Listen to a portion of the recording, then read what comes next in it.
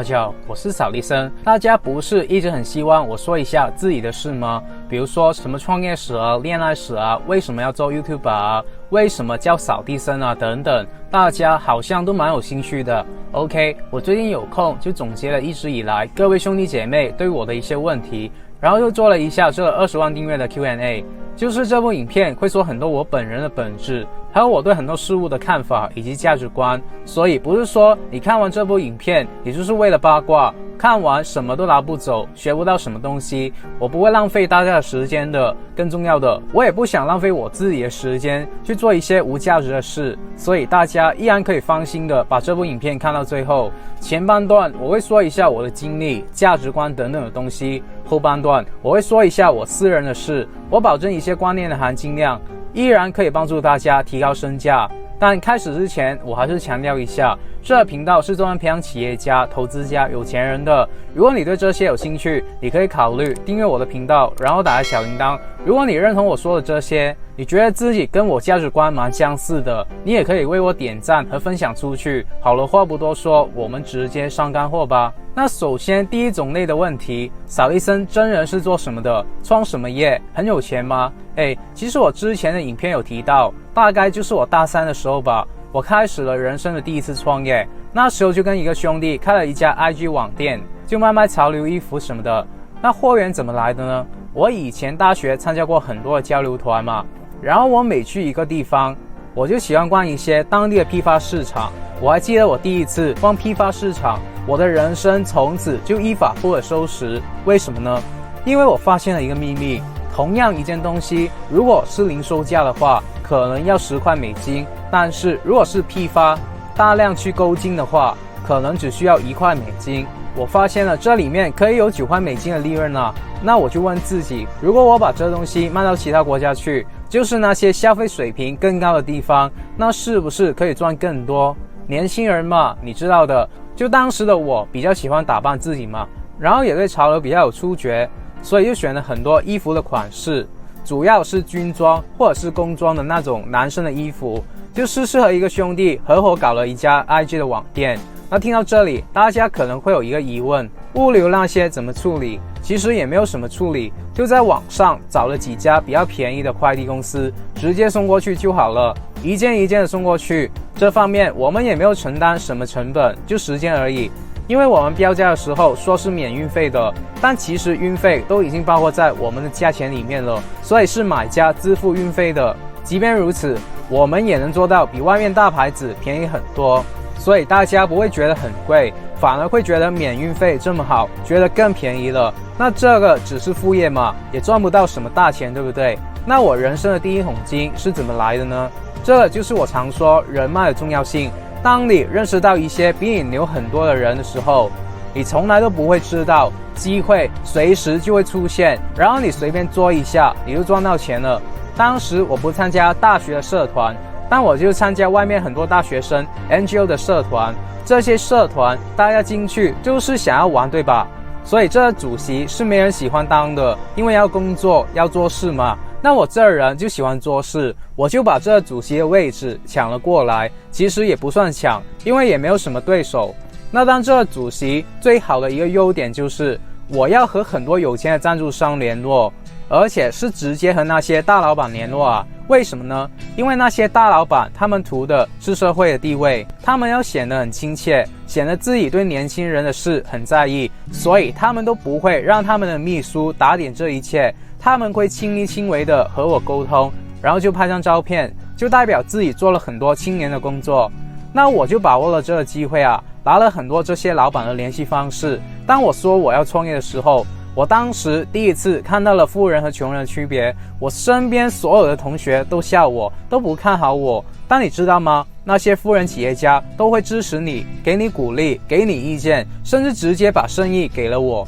就那时有一个大哥，他的企业需要订一大批特色的月历，然后就送给客户，送给员工，这样量非常的大。然后这生意一直在这个市场都是寡头垄断的，就是说那些商户都会合谋的定价，非常的贵。我刚才也说了，我自己认识了很多批发商嘛，然后比如说我知道其实10块的月历成本只需要卖1块，加上印刷、运费什么的，也就2-3块左右。我当时头脑就好像发热了一样，就直接跟那个大哥老板说，我8块美金就可以做到了。那个大哥不知道他是因为抠还是要给我机会，他就跟他的员工说把这生意给了我。那个时候我也没有想过那个大哥会答应，我就随便吹一下。所以后来我才认识到事情的严重性，我自己没做过量这么大的生意，那我就要联络物流的公司啊，联络厂家啊什么的。我还亲自再去了很多不同的批发市场问价，看质量什么的。不过最终这生意还是让我一个人就拿下了，而且我除了车钱、机票的钱就没有什么金钱上的成本，因为我是收了1半的定金的，然后厂家也只是要求我付1/3的定金嘛，所以我的现金流非常的足够。自从这次以后，大概是我大4的时候吧，我就把那个 IG 网店给关了。虽然这 IG 网店也能赚到点零花钱，但毕竟我认为不能做我的终身事业，然后我就专注只做批发的生意，不断去认识不同的老板，参加不同的宴会，去拍名片，然后很多大哥都会给我介绍客户，一般我都会有那些年轻创业家的光环嘛，他们就特别愿意给我机会，然后我卖的也比较便宜，质量也比外面的好，所以生意好像就爆发的特别厉害。那在这段时候，我自己就是销售员嘛，因为公司的所有业绩和收入都是在我一个人的人脉上嘛。那后来我自己也有了一点钱，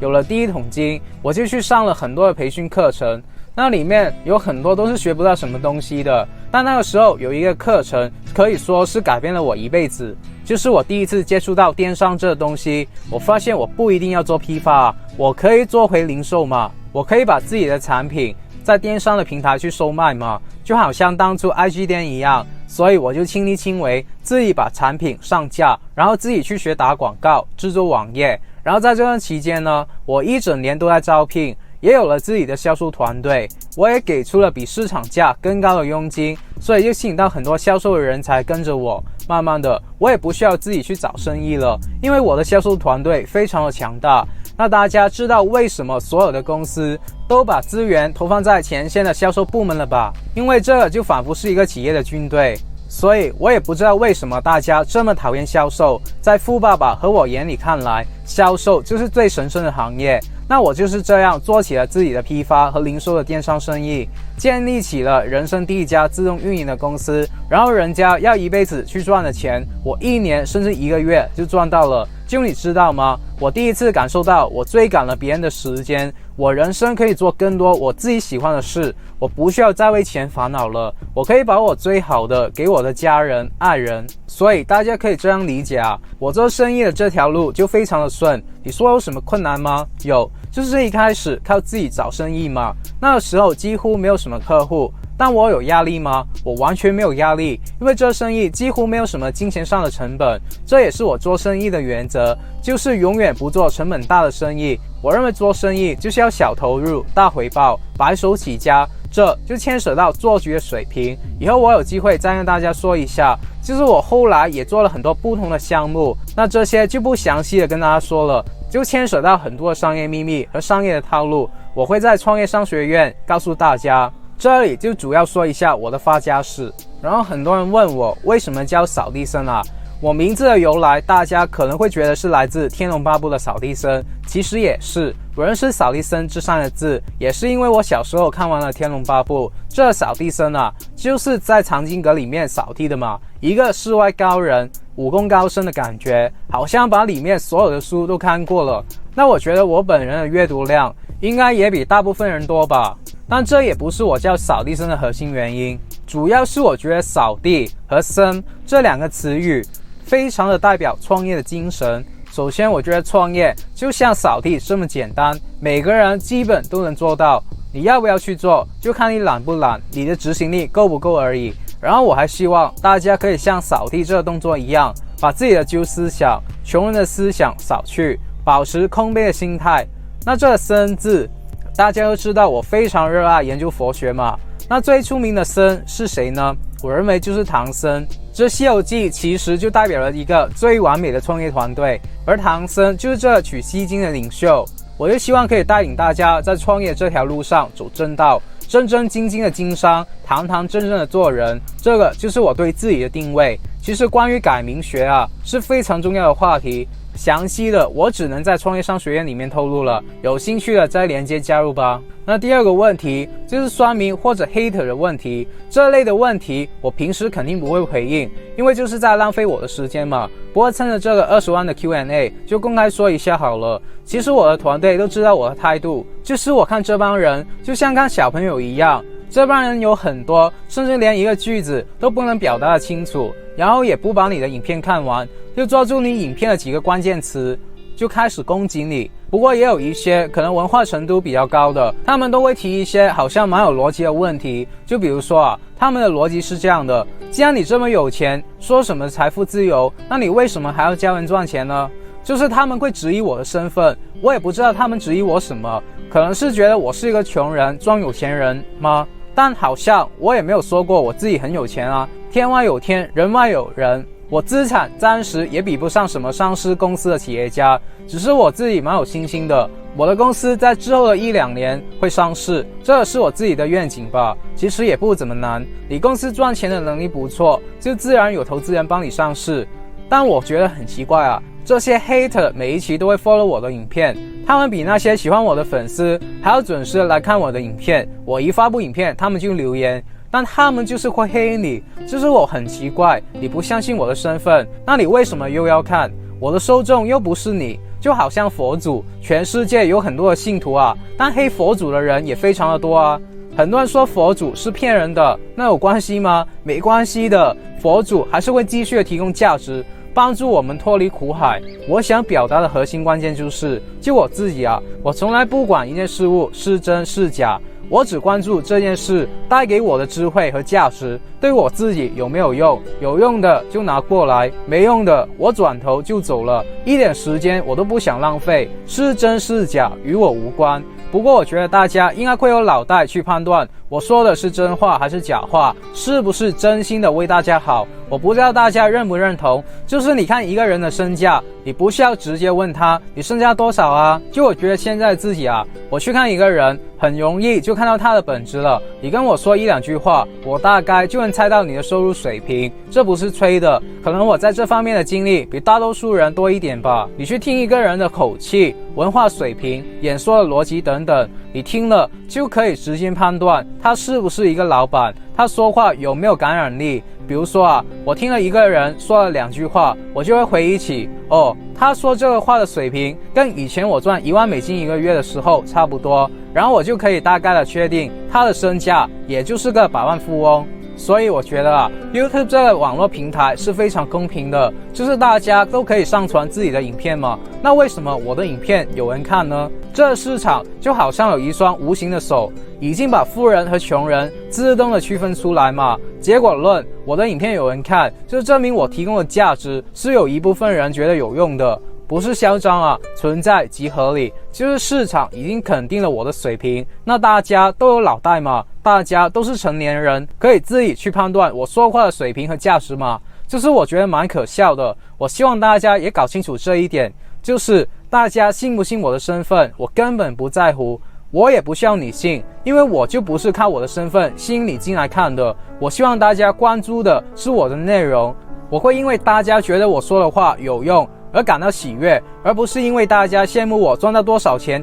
而喜悦。外面很多人去修他们的豪车、美女、别墅，订阅数也不怎么样吧，所以 YouTube 能生存下去还是靠内容啊。那我对我说的内容还是蛮有信心的，毕竟是免费，是我自己的人生经验，参加过无数的培训，看过无数本书所总结出来的，有没有用大家自己清楚。好，那为什么你要做 YouTuber 呢？就很多人用阴谋论去猜测我为什么要把这些富人的思想啊、赚钱的套路啊告诉大家呢？其实蛮多理由的。第一个，我希望开拓自媒体的项目，就是电商，慢慢的已经不是在趋势的风口上了吧？以后有了人工智能，老实说，赚价格差、低买高卖的这种生意肯定不好做了，因为这些人工智能肯定可以帮你自动的找到最实惠的产品嘛。现在科技都已经能够做到了，那现在移动互联网在商业上的作用是什么？就是让每个人都有同等的机会去建立起属于自己的品牌啊。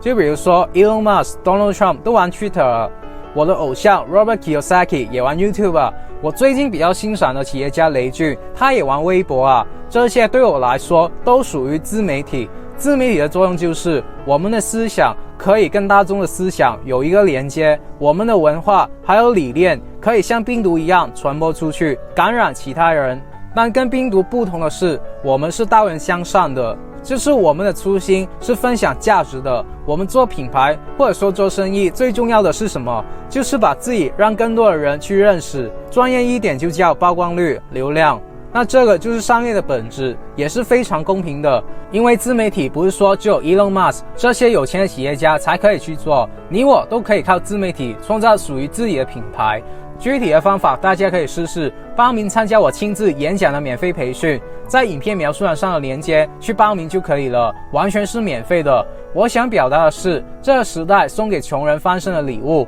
就是自媒体，我完全想不到有比 YouTube 创业更好的项目了。如果有，你也可以告诉我，反驳我，我亲自实验过，也上过无数的课程，其实真的没大家想象的那么困难，收入也对普通人来说，就买个房子、车子肯定是没有什么问题的。我免费的培训会详细的说，大家看看还有没有位置，之后我不知道会不会收费啊。那第一，我不露脸是因为我说的都是冲击到大家价值观的东西，就有些穷人或者 hater 就比较偏激嘛，那我也不想惹事，不想被人家打，所以就暂时不露了，以后等我学好泰拳再考虑一下吧。第二，还是那句话，我希望大家把注意放在我的内容上。第三，我的影片又不是没人看，就刚才也说了，就算我去秀豪车美女，没人看就是没人看，而且我也不怎么在意这些身外之物，也不想秀。不过之前有人质疑过我的投资能力，我还是忍不住有点生气，然后就 po 了几张 day trade 玩 warrant 的收益图。那次我也很久没有观察这个股票市场了，不过就看到一个 pattern， 就随便玩玩，也不多，大概1个小时就赚到了260%的回报，这是特别的花费精力的。我记得那次回家以后8点多就睡了，因为真的好久没玩。那后来呢，这些 hater 居然说我的图片是伪造的 ，OK， 因为他们我也成长了，这次以后我就没有生气了，因为这种人的脑袋似乎比较聪明，就比较适合参加辩论比赛。那我本人不太喜欢辩论，也没有什么好辩论的，大家学我的方法赚到钱就好了。自从这次以后，我也不生气了，就是这些人帮助了我把格局和境界提高了。好，那为什么我要自己去开课程教人家呢？其实不是一个课程，是一个商学院，而且难道这犯法吗？有人说这种开课程的就是骗人的，我笑了。这种人是只能接受学校的教育吗？那 OK 啊，那我肯定是跟传统的教育不同嘛。我不是教人打工，我教人创业，就是骗人吗？就学校那老师每个月赚你钱，让你读个10几年的书，然后培养你出来当个打工的，就是你的恩师。然后我创业商学院一次性的收费，永久带着大家陪着大家创业，就是骗人，就蛮委屈的，不是自夸啊。我目前为止除了在书本上，就从来没有在现实当中看过跟我水平一样或者比我勤奋的人。就算我的那些富人朋友很多都已经被我超越了，或者我也没有把他们放在眼里，因为一个人不是看你有多少资产，而是论你的赚钱能力。我超越他们也只是时间的问题罢了。那么我想带出的是，比我牛的人都是有出书或者把自己的经验总结出课程卖出去的。那么我想要变成跟他们一样牛的人，我要做什么呢？大家不是很好奇我的梦想是什么吗？我现在就可以告诉大家，我的梦想也是当一名老师，不过我是要成为佛祖、孔子、富爸爸一样的标的物，就是大家一想起佛家的思想就会想起佛祖，想起儒家的思想就会想起孔子，想起财商就会想起富爸爸。那么我希望大家以后想起创业，想起投资，想起赚钱，就会想起扫地僧，众生皆佛，只是没有觉醒罢了。但就算我不能成佛，我也要当一个大家的财神，为大家带来财富。我要升起一套思维系统，和大家做思想上的连接，然后不断的提供价值，而且是免费在 YouTube 传播。那我有个私心啊，就是以后当我组织家庭了，我可以放更多的时间在孩子的教育上面，我想让他们成为比我更好的人，那自媒体也不耽误我的时间。而且当我不断的释放价值，如果他们觉得我分享的对他们有用，就会自然的走进我更深入的商学院，去了解我的商业秘密。当然也不是说我分享免费的东西就是没用的东西，不是的，我收到大量的反馈，很多比较有误根的兄弟姐妹，因为我 YouTube 上的影片也开录了，也不少人啊，那我就很祝福他们。就是我一直有一个信念，就是这样的，我的频道如果能够接触到1个亿的人，然后这些人里面可能有1万人因为我的频道而获得了很多的财富，然后这1万人里面有100个是懂得感恩的，我自然也会有很多商业的合作机会，我还需要担心赚不到钱吗？真的是这样的，这我觉得属于佛家的思想吧。你看佛祖每年都有无数的人跪着去布施，为什么？因为佛祖真的能够帮助我们脱离苦海，我们是心甘情愿的，比如说捐钱，或者去把一些自己觉得有用的知识去教给其他人，帮助其他人去生存，这个就是我的初心。那大家知道我都会很认真的回复大家的留言嘛，我一般也很欣赏跟我持有不同意见的朋友们，虽然我们不是在同一个道上，但这个世界就是因为百花绽放才精彩啊。不过当我遇到一些骂我的留言，一般我都会删掉。为什么我会这样处理呢？其实也没有什么，你可以不爽我，我就不可以不爽你吗？你骂我，我就要被你骂吗？就是我不但会删你的留言，我甚至还会封锁这些 hater。 为什么呢？因为 YouTube 就是有这个功能嘛，对不对？就是代表 YouTube 是允许我们做这件事，存在即合理，不然为什么它有这个功能？就是 YouTube 也会给予我们创作者自由嘛，你有你的自由，我也有我的自由啊。所以我的创业商学院才会推荐大家在 YouTube 这个平台创业啊。我认为我的影片是我的艺术作品，那我就绝不允许在我的作品里面出现一些垃圾的人、垃圾的留言。然后还有一些原因，可能有一些同类型频道的竞争对手，就是大家可能都是做类似的话题，但他们可能眼红你，或者怕被你超越，然后就开小号来黑你。那这种也是为什么我要 block 他、删他留言的原因。然后还有一些刚开了频道的人，想要通过骂你的方式来蹭流量，那这些你越理他，他就越拽，就是一个人没有什么水平，就算通过这种方式获得了流量，但也只是一时的，因为你的频道本身就是充满着负能量，这种人就跌入了歪道，肯定走不远。我们可以从这种人的行为判断他现实的健康应该也不怎么地。很多的书籍都记载，负能量的人生命应该也走不远，或者有很多的疾病。我观察好像真的是这样的。就以前我有个朋友，每天都在背后骂上司，抱怨自己怀才不遇，那他的身体我就没有看见他好过。那大家看我这 YouTube 到现在，我的声音都是好好的，每周准时报道，我都没有生病过，连喉咙痛都没有。我自己觉得还是因为我的能量非常的高。那还有就是我现实中的一些生意上的竞争对手吧，那他们现实可能抢不过我，然后就开小号来诋毁我，所以也有可能是这些人黑我的原因。那如果有些人诽谤的非常严重，我也不会理，就交给专业的律师团队解决就好了。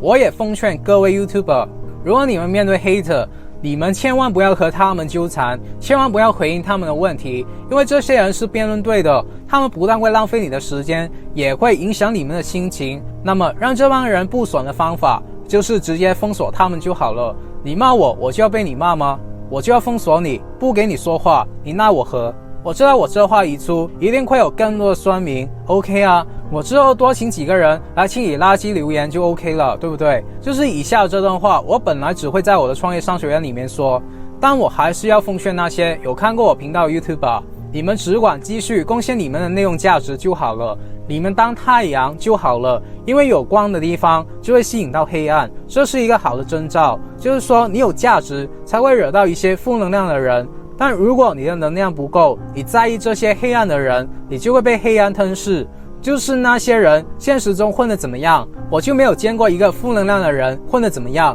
他们自己被生活给毁了，就想毁了你，那你不能受他们的影响啊，因为你本质上是光芒啊。不以物喜，不以己悲，这是我的座右铭。当你不断的释放正能量，你就是这个宇宙最牛的太阳。其实这番话对所有的人都实用，创业如此，做人也如此，正道才是永恒。那是不是说我的频道就没有其他的声音了吗？其实不然，我是很欢迎大家给予意见，只要是礼貌的、互相尊重的，我都会亲自去回复。就比如说以前我一开始做影片，背景音乐被大家投诉过很大声，那我就改嘛，对不对？就比如说你认为我说的话题比较无聊，那我下次就不说了嘛。好，那接下来就是我私人的一些问题了。有兄弟姐妹问我几岁，其实年龄本来就是秘密啊，男女生都是一样的，大家为什么要问这种让人家害羞的问题呢？我给大家一个范围算了，90后嘛，我读完了大学，还没有30岁，你们自己听声音判断吧。那有人问我，扫地僧为什么你懂得那么多？其实也解释过很多次了，我也没有懂很多，就是我每年都会看超过100本与赚钱有关的书嘛，然后我也只懂与赚钱有关的事，这也是我创立品书会的原因啊，只是帮助大家吸收知识嘛。你觉得看书很闷，你就进来听书啊。我还会讲一些不定期的课程，带着大家创业赚钱。然后你进入了我们 Facebook 富人群组，你还可以认识到很多创业家、企业家、投资家啊，你甚至可以在里面找到你的灵魂伴侣，这是我觉得最值钱的。你不但可以每天被富人的思想洗脑，你还可以在里面吸收正能量，就好像花朵一样，有了阳光，有正能量，我们就会成长得非常的快，而且这个已经从原来的1年变成是永久的了。也就是说，你可以听完100本书以后，你还可以接收到我其他不同的资讯，然后如果你现在加入，我最近的涨价也不会对你有什么影响啊，所以有兴趣就到影片描述栏上的链接加入吧。那有人问我有女朋友吗？怎么看待恋爱？我现在没有女朋友，我觉得爱情不像其他的东西，就比如说很多事情都可以用金钱去解决的，然后我现在也习惯了用金钱去解决问题，就是很多人可能会觉得这样很讨厌，但其实我蛮自豪的，就是你为了一件事奉献了你自己的生命，而我为了一件事只是付了一点钱罢了，就是你浪费了你的生命，而我可以用钱去换取更多的生命，更多的时间，而唯一一件不能用钱去解决的就是爱情。其实严格来说，钱还是可以解决爱情这个问题的，就比如说澳门的赌王，就是很多男人的偶像嘛，他没有爱情吗？他有。我的逻辑是这样的，有钱不会影响到你有没有爱情，但是你没钱绝对会影响到你会不会失去一段爱情。但如果说拥有一份真挚的爱情，那钱只是恋爱博弈里面的一个核心的筹码。恋爱或者直接说追一个女生吧，我更觉得是一场战争，钱可以让你招兵买马，那你能不能追到一个女生，还是要看你会不会用兵，会不会兵法。很多的男生喜欢一个女生就去表白，他们打仗就真的打仗，线下战书，然后就告诉人家自己要进攻攻打你的城堡了。那这种仗就是拼实力的，你有实力，比如说你很帅，你就能够拿下这个女生，拿下这场仗。那如果你兵力不够，你贸然的发起进攻，那你就只能吃败仗了。战争不是赌博，是可以没有风险的。我们兵法的核心就是以多胜少，是打有把握的仗的，是用阴谋和阳谋的，是搞偷袭的，这里的学问很深，我就不多说了，大家有兴趣就留言告诉我。我只能说我现在是单身，我暂时还是投放了大量的时间在公司里面。如果你说谈个恋爱，我暂时还不敢保证可以抽出时间去吸引一个女生，那何况说之后要陪一个女生呢？不过我想我之后可能会急流勇退吧，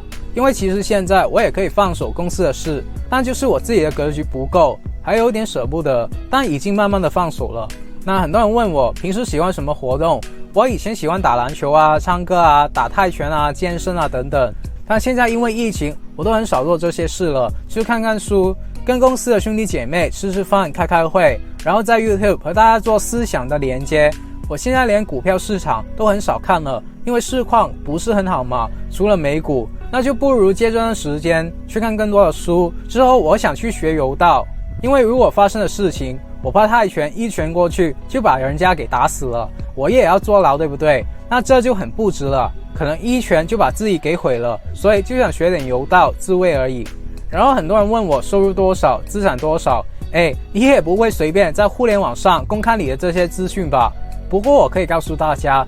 去打工，你是不是每个月收薪水啊？就3万台币好了。但如果你在互联网自媒体创业，你的收入可能一开始就没有收入，然后你3个月之后终于有收入了，但这收入就跟你打工一样，就3万台币。不过8年之后，你的收入就不是按月算的，是按日算的，你的日收入就可以达到3万台币。然后1年过后，你的收入就是按1个小时算的，你1个小时就可以达到3万台币。这就是创业，通常最短只会1个小时去算，就算赚了很多，但也很少人会半个小时算一次，麻烦了。所以自媒体创业这个收入是暴涨的，你的收入就可能因为你无意做的一件事瞬间的增加，而不是像打工，你1年加10%的薪水都要偷笑了，打工基本没有前途。那很多人问我，术业有专攻，不是每个人都适合创业的啊，他们就希望我说一下怎么成为一个打工的皇帝。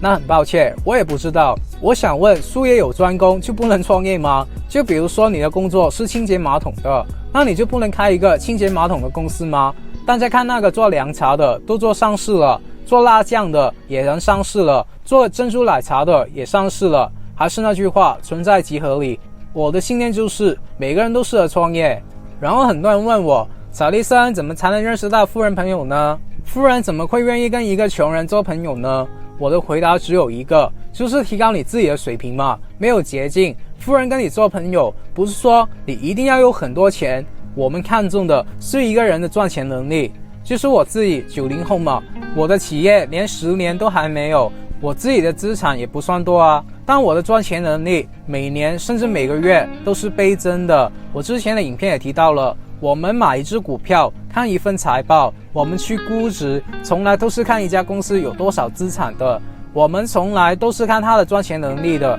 人也是一样的，一个人的估值高，不是看你有多少资产，有多少钱，而是看你的能力有多强。这大家听懂了，你自然就会走进富人的圈子。那当然，你也可以加入我们的创业商学院，我们 Facebook 创业老板群，你自然会认识到很多的富人，你自己考虑吧。描述栏上有连接加入的方法。好了，以上就是我20万订阅总结下来的 Q&A。 不过我想补充的一点就是，大家都可以不认同我，反驳我。那如果你的收入没有很高的话，年薪连最低100万美金都没有的话，那么你自己就要判断你有没有这个反驳的资格，我是不是真心的为大家着想，大家自己可以去判断。希望这部影片不会得罪很多人，因为我们创业家的内心可能就有点傲娇吧，我也不知道，就很容易得罪人。我也不想说一些冠冕堂皇的话去忽悠大家，那就这样吧。感谢大家一直以来对我频道的喜爱，也希望大家可以一直支持我到30万订阅、40万订阅、100万订阅。之后我再想一下有什么福利或者互动，跟大家一起做更深入的思想连接。希望今天有1-2句话是对大家有用的，我就心满意足了。那么如果你不想错过任何关于成为富人、企业家、投资家、达到财富自由的免费信息，我还是呼吁你订阅我的频道，然后打开小铃铛，然后无私的把影片分享出去。我真心的祝福为这部影片点赞的兄弟姐妹们早日达到财富自由。好了，我们下个礼拜不见不散吧，拜。